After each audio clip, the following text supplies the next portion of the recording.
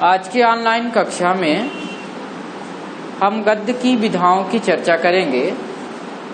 आपके पाठ्यक्रम में जो दूसरा अध्याय है गद्य जो दूसरा अध्याय है वो गद्य का है, संस्कृत का स्वरूप। यदि आप अपनी पुस्तक को देखें तो इसमें संस्कृत का स्वरूप जो लेसन है, अध्याय है, वासुदेव शरण अग्रवाल द्वारा लिखा गया है और यह गद्य की निबंध विधा है। इसलिए हम गद्य की विधाओं के बारे में सामान्य परिचय जानने का प्रयास करेंगे और निबंध को आज समझेंगे।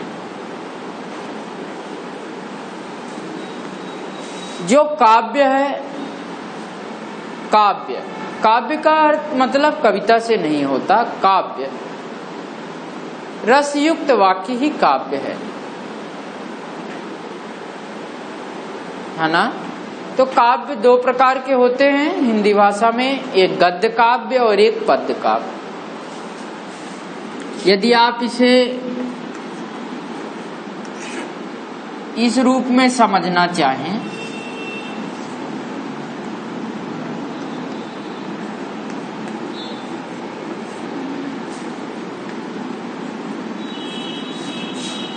तो आप समझ सकते हैं।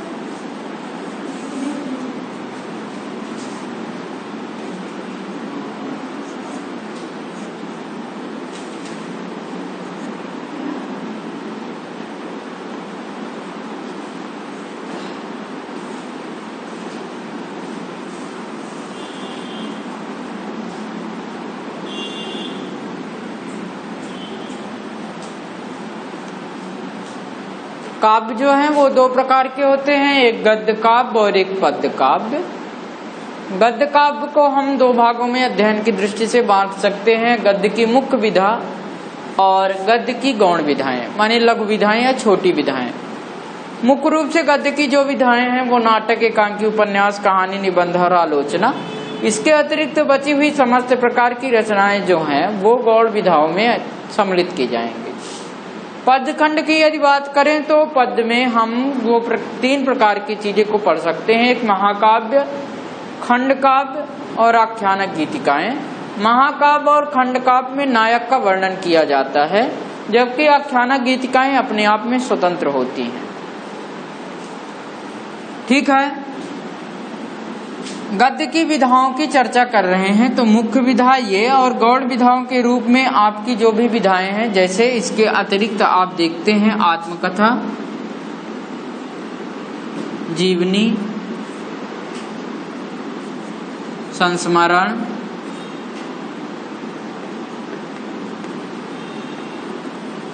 रेखा चित्र, रिपोर्टाज जिसे आप रिपोर्ट कहते हैं, डायरी, भेंट वार्ता,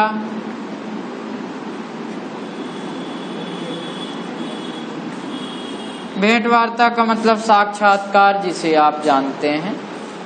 इस प्रकार से जो भी रचनाएं आती हैं, इसके अतिरिक्त मतलब मुख्य विधाओं की यदि आपसे कोई पूछे गद्य की मुख्य विधाएं कितनी हैं, तो 1 2 3 4 5 और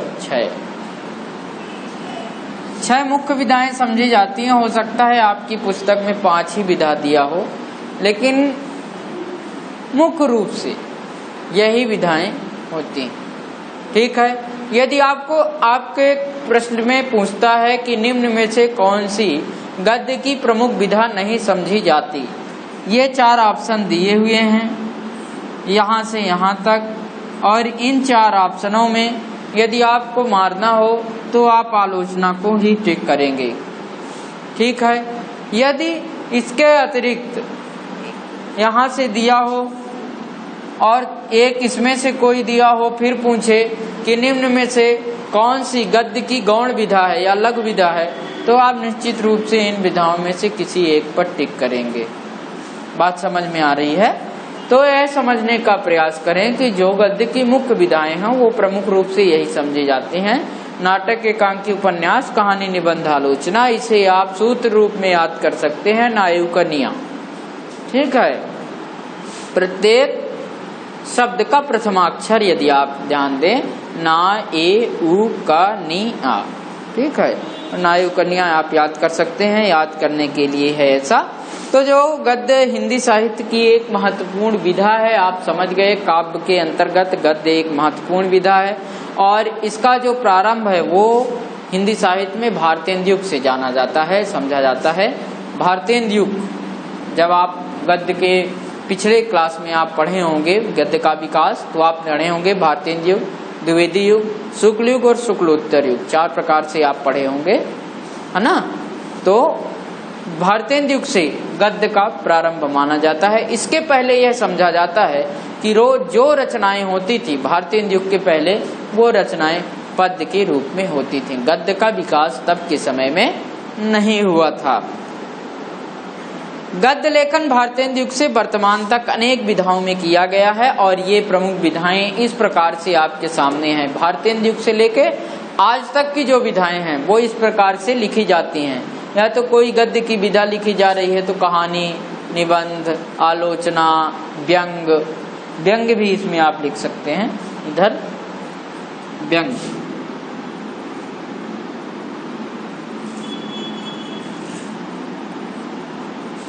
व्यंग भी जो है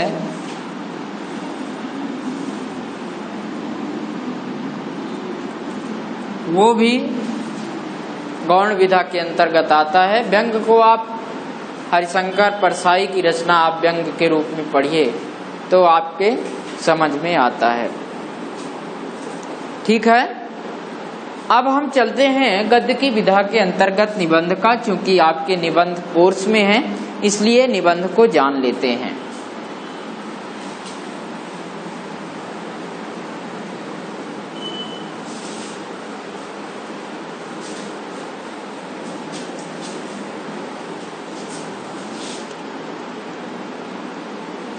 निबंध के प्रश्न आपकी परीक्षाओं में पूछे जाते हैं, और इस प्रकार के प्रश्नों में आपके प्रश्नों के क्रम में आप ये समझें कि पूछा जा सकता है निबंध किसे कहते हैं, या निबंध की परिभाषा दीजिए।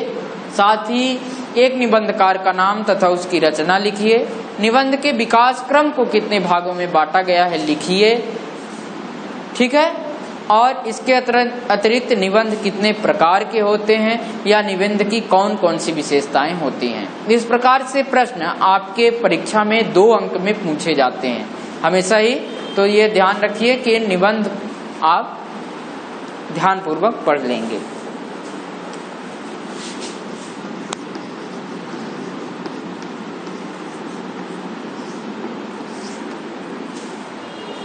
निबंध गद्य की एक विशिष्ट विधा है जिसका शाब्दिक अर्थ, निबंध का शाब्दिक अर्थ होता है सम्यक रूप से बधा हुआ, मतलब बराबर रूप से बधा हुआ, है ना, सत्य रूप में बधा हुआ। निबंध में भाव या विचार एक सूत्र में बधे रहते हैं। निबंध के जो विचार हैं उनकी जो विचार हैं वो सूत्र शैली में होते हैं, और निबंध एक ही सूत्र में बधे होते हैं। इनमें अनुभूतियों तथा स्वतंत्र चिंतन का सरल, सहज तथा सजीव चित्रण होता है। निबंध में भी अनुभूतियों का, जो आप अनुभूति करते हैं, जो आप अपने अंदर चीजों को जानते हैं, पहचानते हैं, उनके उन विचारों का और अपने चिंतनों का चिंतन, जो भी उन अनुभूतियों के बारे में या जो भी जिस क्षेत्र पर आप निबंध लिख रहे हैं उसके बारे में आपके क्या मन स्थित है, क्या आप विचार में अपने सोचते हैं, उसके बारे में इसका चित्रण किया जाता है। अपने वैशिष्ट के कारण निबंध को गद्य की कसौटी माना गया है। भाषा के स्तर पर इसमें मानक तथा परिष्कृत रूप ही सामने आता है।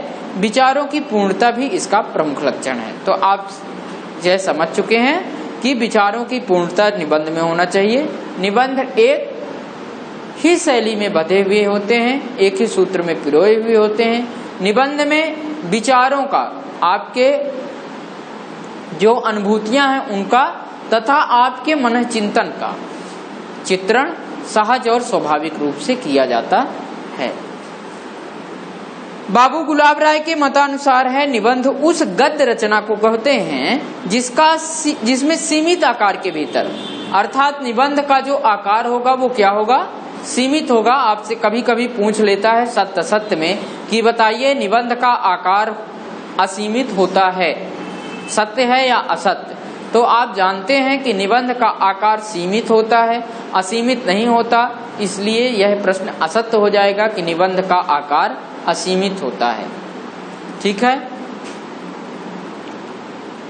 तो बाबू गुलाब राय एक विद्वान हैं जो यह मत व्यक्त करते हैं कि निबंध उस गद्य रचना को कहते हैं जिसमें सीमित आकार के भीतर किसी विषय का वर्णन या प्रतिपादन, एक विशेष निजीपन इसलिए होगा क्योंकि उसमें मानव का चिंतन महत्वपूर्ण हो जाता है। तो एक विशेष निजीपन, स्वच्छंदता अर्थात उस चिंतन में किसी भी प्रकार का बंधन नहीं है, तो एक विशेष निजीपन, स्वच्छंदता, सौष्ठव मतलब उस सुंदरता के अंतर्गत सत्य को प्रकट करता हुआ, सजीवता, उस निबंध को पढ़ते समय यह लगना चाहिए कि हाँ यह बात सत्य रूप में परिणित हो रही है, मतलब सजीव होना चाहिए निबंध। और संबद्धता, एक दूसरे से संबद्ध होना चाहिए निबंध, मतलब आपका जो भाव है वो कहीं भी कटना नहीं चाहिए। इसीलिए पहले ही लिख दिया गया है कि जो निबंध है उसमें भाव या विचार एक सूत्र में बंधे हुए होते हैं। तो आप लिखेंगे बाबू गुलाब राय के मतानुसार, और यह निबंध की परिभाषा है, उसे आप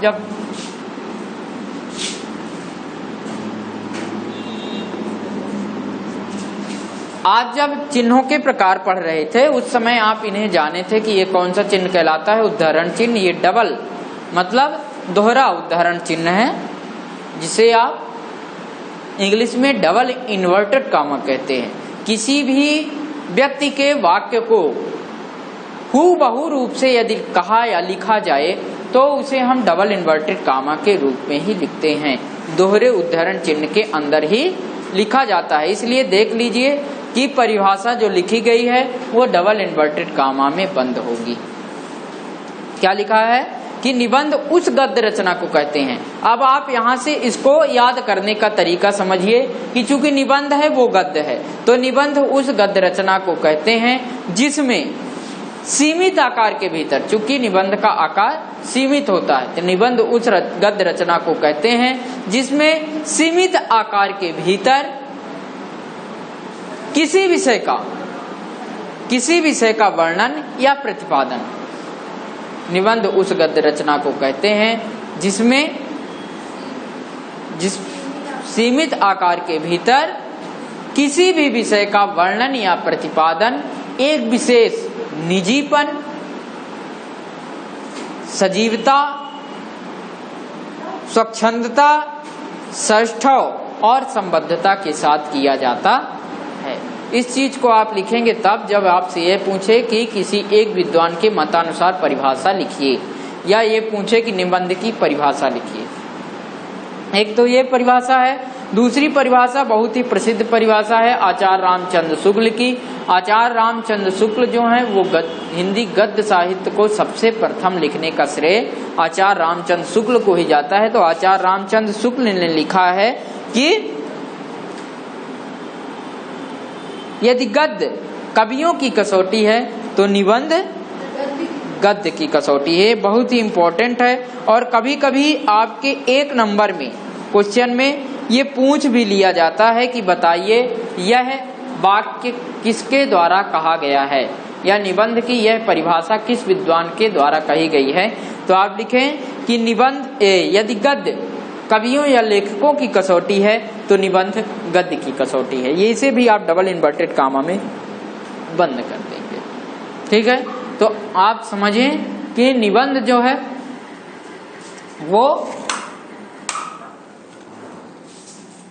निबंध जो है वो किसे कहते हैं इसे आप जान चुके और निबंध की परिभाषा क्या है इसे आप जान चुके। अब निबंध के लक्षण क्या होते हैं, चूंकि निबंध ऊपर आप पढ़ चुके हैं तो लक्षण आप अपने आप दे देंगे। निबंध में आकार एवं विस्तार का उचित तालमेल होना चाहिए। निबंध के आकार तथा विस्तार में उचित तालमेल, वही संबद्धता की बात है, उचित तालमेल होना चाहिए। दूसरा है लेखक निबंध में अपने विचारों, भावों और अनुभूतियों को निजी स्वच्छंदता से व्यक्त कर सकते हैं। मतलब वो उसके बारे में क्या चिंतन करता है, इसके अंतर्गत वह चीजों को निबंध में लिख सकता है। तीसरी विशेषता है निबंध में विषयों की कोई सीमा नहीं होती। मोस्ट इंपॉर्टेंट, विषयों की कोई सीमा नहीं होती, ये लिखा है, ना कि यह लिखा है कि आकार की कोई सीमा नहीं होती। विषयों की कोई सीमा नहीं है का मतलब आप किसी भी विषय पर निबंध को लिख सकते हैं। जैसे आपके प्रश्न पत्र में यदि आ गया कि आप निबंध लिखिए, मन के हारे हार है मन के जीते जीत, तो आप ये समझ बैठते हैं कि इस विषय पर निबंध लिखा ही नहीं जा सकता या इस विषय पर हमने निबंध आज तक पढ़ा ही नहीं। जब आप निबंध के प्रकारों को पढ़ेंगे तो उसमें आप देखते हैं कि उन निबंध के प्रकारों में एक विचारात्मक या भावात्मक निबंध भी होता है। इस प्रकार के निबंध जो भावात्मक निबंध के अंतर्गत लिखे जाते हैं वो उसमें इसी प्रकार के निबंध लिखे जाते हैं जो आपके मनोभाव से सीधे जुड़े हुए होते हैं। जैसे दीनता या गरीबी पर आपको निबंध लिखना हो तो यह भी एक वैचारिक निबंध है, इस पर भी आप अपने विचार के द्वारा निबंध को लिखेंगे। आगे हम इसके बारे में थोड़ा चर्चा करेंगे। निबंध के विषयों की कोई सीमा नहीं होती, ये आप जानिए। चौथा है और अंतिम आपकी पुस्तक में, निबंध में भाषा की सक्रियता, मतलब जो भाषा की क्रिया है वो परिवर्तित नहीं होगी।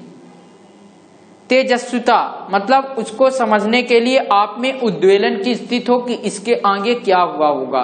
जैसे आचार्य रामचंद्र शुक्ल के आप यदि मनोविकार से संबंधित निबंध को पढ़ेंगे तो उसमें भारी तेजस्विता पाई जाती है। आचार्य रामचंद्र शुक्ल का एक निबंध है भय, कई सारे निबंध लिखे हैं उन्होंने, भय, क्रोध, उत्साह और भी निबंध मनोविकार से संबंधित लिखे हैं। उसमें से एक निबंध उन्होंने लिखा है भय। उस निबंध में उन्होंने कहा है कि भय के लिए 2 ही बातें अपेक्षित है। मतलब यदि किसी को भय है उसके लिए 2 ही बातें होना चाहिए, लेकिन किसी को भय ना हो इसके लिए 2 बातें हैं। क्या है? पहला यह कि दूसरे के द्वारा हमें कोई हानि ना हो, और दूसरा यह कि हमारे द्वारा किसी को हानि ना हो। तो भय किसी को किसी से नहीं रहेगा। भय के लिए उन्होंने भय निबंध में 2 बातें अपेक्षित है। तो इसी प्रकार से जब आप किसी भी निबंध को पढ़ें तो उसकी तेजस्विता को समझने का प्रयास करें कि लेखक ने यहाँ क्या कहने का प्रयास किया है। जैसे आपका अध्याय जो है वासुदेव शरण अग्रवाल द्वारा रचित संस्कृत का स्वरूप, तो संस्कृत किस प्रकार से अपने स्वरूप को लिए हुए है, संस्कृति का क्या मतलब होता है, इस चीज को यदि आप समझेंगे तो निबंध को समझ पाएंगे। अन्यथा निबंध को समझना इतना आसान नहीं होता, क्योंकि लेखक अपने मनो विचारों को, जो उनके मन के विचार हैं, उसको एक कठिन रूप में, हो सकता है आपको उनकी भाषा समझ में न आए। तो निबंध में भाषा की सक्रियता, तेजस्विता और विचार प्रवाह उत्तरोत्तर विकास होता रहता है। उत्तरोत्तर का मतलब आगे विकास के रूप में होता रहता है। उत्तर प्रगत करता है, मतलब जो पीछे कहा गया है उससे और ज्यादा बातें आगे समझाने का प्रयास लेखक निबंध में करता है। तो इन 4 चीजों के लक्षण आप समझ लीजिएगा, याद कर लीजिएगा। बाबू गुलाब राय के अनुसार और आचार्य रामचंद्र शुक्ल के अनुसार, दोनों के अनुसार आप परिभाषाओं को देख लीजिए, पढ़ लीजिए, रट लीजिएगा। और यदि आपको इसके अतिरिक्त भी लगता है कि किसी विद्वान के अनुसार हमें परिभाषा जाननी या समझनी चाहिए तो आप जान समझ सकते हैं। और यदि आप हमसे संपर्क करेंगे तो हम भी आपको और परिभाषाएं यदि आप चाहेंगे कि हमें जानना है तो हम आपको बतला देंगे। तो निबंध के मुख्य रूप से 4 प्रकार के होते हैं। निबंध के जो प्रकार हैं वो मुख्य रूप से 4 प्रकार के होते हैं। पहला, कथात्मक निबंध।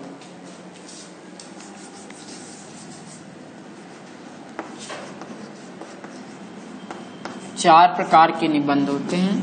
पहला है कथात्मक निबंध। आपको लिखते समय यदि आप लिख रहे हैं निबंध और यह पता नहीं है कि वह निबंध का हम कौन सा प्रकार लिख रहे हैं तो आपकी भाषा शैली गलत हो जाएगी, आप ये जान लीजिए। यदि आप निबंध के प्रकार को समझ नहीं पा रहे हैं कि हम निबंध का कौन सा प्रकार लिख रहे हैं तो आपकी भाषा शैली गलत हो जाएगी। इसलिए आप ध्यान दीजिएगा, निबंध के प्रकार को आप आगे की कक्षा में भी 11वीं की कक्षा में आप ये निबंध आपका जो है वो विस्तृत रूप में दिया हुआ है।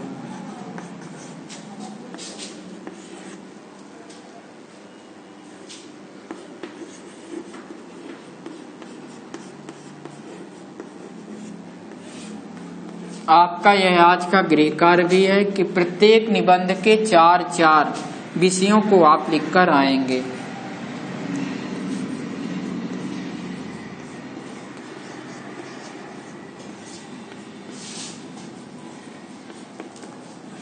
प्रत्येक प्रकार के निबंध के 4 विषय आपको लाना है कि कथात्मक निबंध के अंतर्गत क्या सम्मिलित किया जा सकता है, वर्णनात्मक निबंध के अंतर्गत कौन से विषय सम्मिलित हो सकते हैं, विचारात्मक निबंध के अंतर्गत कौन से सम्मिलित हो सकते हैं और भावात्मक निबंध के अंतर्गत कौन से निबंध के विषय सम्मिलित हो सकते हैं। यह आपको लिख के लाना है, ठीक है। आपको इसलिए हम कह रहे हैं लिख के लाना है ताकि आप यह समझ पाएं कि इन निबंधों के प्रकार जब आपके प्रश्न पत्र में मिले तो आपकी शैली गलत ना। जैसे आप मान लीजिए वर्णनात्मक निबंध का उदाहरण हम लेकर चलते हैं। आपके प्रश्न पत्र में आया है कि ताजमहल,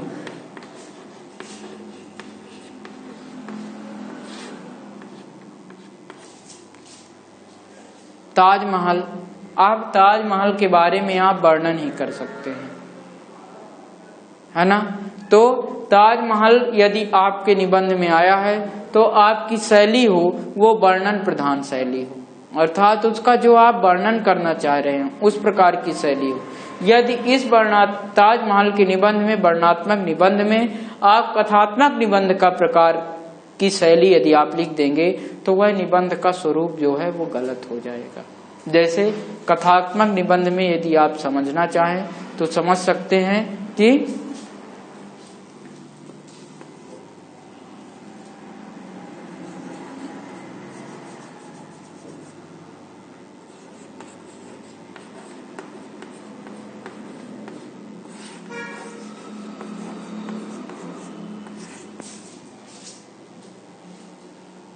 स्वतंत्रता दिवस का वर्णन आप नहीं करेंगे क्योंकि दिवस का वर्णन थोड़ी होता है, वो कथा के रूप में लिखा जाएगा। इसलिए स्वतंत्रता दिवस एक कथात्मक निबंध के रूप में लिखा जाना चाहिए। इसकी शैली इस प्रकार से होनी चाहिए। इसी प्रकार से इन निबंधों के प्रकार को आप समझ के आएंगे। और यदि आपके समझ में नहीं आता है तो हम पुनः आपको कल इन 4 प्रकार के निबंधों का वर्णन आपको बताएंगे कि इस प्रकार के निबंधों में क्या आता है। इस प्रकार क्योंकि आप एक बार अपने विचार से लिख के आएंगे तो समझ में आएगा कि आप क्या समझते हैं उन विचारों के बारे में। निबंध का जो विकास क्रम है उसके संदर्भ में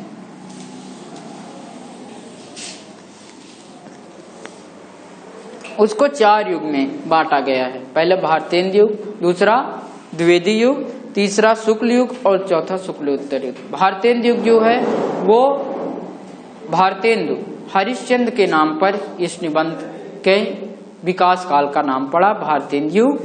दूसरा है द्विवेदी युग, महावीर प्रसाद द्विवेदी के नाम पर।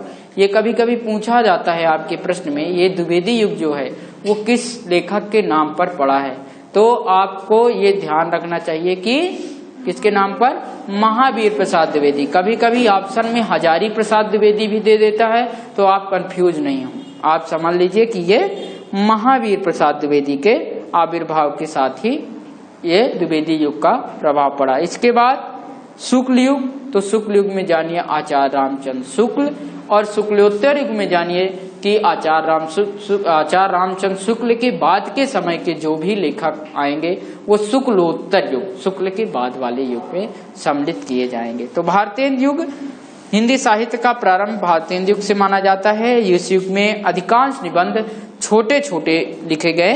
समाज सुधार कभी कभी पूछ लेता है कि भारतेंद्र युग की क्या निबंध की, भारतेंद्र युगीन निबंध की विशेषताएं क्या क्या थी, तो आप जान लीजिए कौन कौन सी थी। समाज सुधार, देशभक्ति, राष्ट्रीयता, देश प्रेम, अंधविश्वासों और रूढ़ियों पर प्रहार। जो भी उस समय तत्कालीन समय में अंधविश्वास और रूढ़ियां थी, जैसे आज के समय में भी कई सारी रूढ़ियां व्याप्त हैं, कई सारे अंधविश्वास हैं। जैसे शनिवार को स्कूल नहीं प्रारंभ कर सकते। अब मान लीजिए आपका IAS का पेपर ही है शनिवार को, तो क्या करेंगे। आज के समय में भी ये अंधविश्वास है, बिल्ली रास्ता काट दिया तो हम आगे नहीं बढ़ सकते, अनहोनी हो सकती है।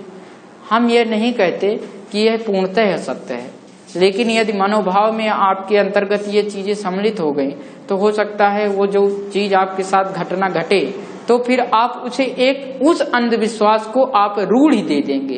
रूढ़ी का मतलब यह मानने लगेंगे कि हाँ ऐसी चीजें होती हैं। जैसे भूत होते हैं, आपसे बड़ा भूत शायद नहीं होगा संसार में। तो इस प्रकार से समझिए, हो भी सकते हैं, नहीं भी हो सकते, क्योंकि हम तो देखे नहीं, इसलिए हम नहीं कहेंगे कि भूत होते हैं। और जो परेशान है वो यदि कहे कि भूत होते हैं तो हम उसको नकार नहीं सकते कि भूत नहीं होते। कुछ ना कुछ तो होता है, भूत भले ही ना होता हो लेकिन कुछ ना कुछ होता है, और उस कुछ ना कुछ को आप समझिए भय होता है। अंधेरे से सभी को डर लगता है। कितना ही आप जानते हैं कि इस विद्यालय में यहाँ पर फला नंबर सीट पर मुझे बैठना है, कुर्सी हमारी लगी है, यदि अंधेरा हो जाए और आपको आना हो तो आप बिल्कुल डरे डरे से आते हैं कि कुछ हो ना वहाँ पर, जबकि आप जानते हैं कि वहाँ सब कुछ ठीक ठाक है। तो भय होता है, और भय किसी को भी लग सकता है ना। तो ये है। तो आप जान लिए भारतेंद्र युग में किन किन विषयों पर रचना लिखी गई है। राष्ट्रीयता, देशभक्ति, समाज सुधार, अंधविश्वास और रूढ़ियों पर प्रहार किया गया है। छोटे छोटे निबंध लिखे गए हैं। भारतेंद्र युग में भारतेंद्र हरिश्चंद्र का एक अद्भुत अपूर्व स्वप्न, ये निबंध है। हमने बताया कि आपके प्रश्न में पूछ सकता है कि किन्हीं एक निबंधकार का नाम और उसकी रचना लिखिए, तो आप लिख सकते हैं। बालमुकुंद गुप्त का शिव शंभू का चिट्ठा, बालकृष्ण भट्ट का चढ़ती उम्र, प्रताप नारायण मिश्र का धोखा, इस प्रकार के इत्यादि निबंध आप देख सकते हैं। पंडित महावीर प्रसाद द्विवेदी ने हिंदी निबंध के विकास में महत्वपूर्ण सहयोग किया। उनके नाम पर ही इस युग का नाम रखा गया है। और इन्होंने सरस्वती पत्रिका का संपादन किया था। सरस्वती पत्रिका का संपादन आचार्य महावीर प्रसाद द्विवेदी ने किया था। और इस पत्रिका के माध्यम से निबंध ही नहीं अपितु बहुत सारे गद्य की विधाओं का प्रकाशन किया जा सका, जिससे हिंदी साहित्य में गद्य की उत्तरोत्तर वृद्धि हुई। तो ये बहुत ही इम्पोर्टेंट है, पूछा भी गया है कि सरस्वती पत्रिका का संपादन किसने किया। तो ये प्रश्न आप ध्यान में रखें। इस युग के निबंध गंभीर तथा विचार प्रधान हैं। द्विवेदी युग के निबंधकारों में महावीर प्रसाद द्विवेदी, श्याम सुंदर दास, गुलाब राय, अध्यापक पूर्ण सिंह आदि प्रमुख निबंधकार हैं। अध्यापक पूर्ण सिंह का भी निबंध आप हो सकता है आगे लेसन में पढ़ें। गरीबी और किसान करके है, किसान और मजदूरी करके है, आप निबंध हो सकता है पढ़ें इस पुस्तक में ही। साहित्य की महत्ता, मजदूरी और प्रेम, हाँ मजदूरी और प्रेम ही आप पढ़ेंगे। नर से नारायण इस युग के प्रमुख निबंध हैं। तो आप इस प्रकार से लिख सकते हैं कि कौन कौन से इस युग के निबंधकार हैं। आचार्य रामचंद्र शुक्ल, 4 प्रकार के निबंध के आप प्रकार पढ़ रहे हैं। भारतेंदु युग, द्विवेदी युग,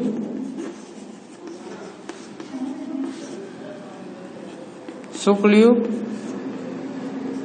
और शुक्लोत्तर युग।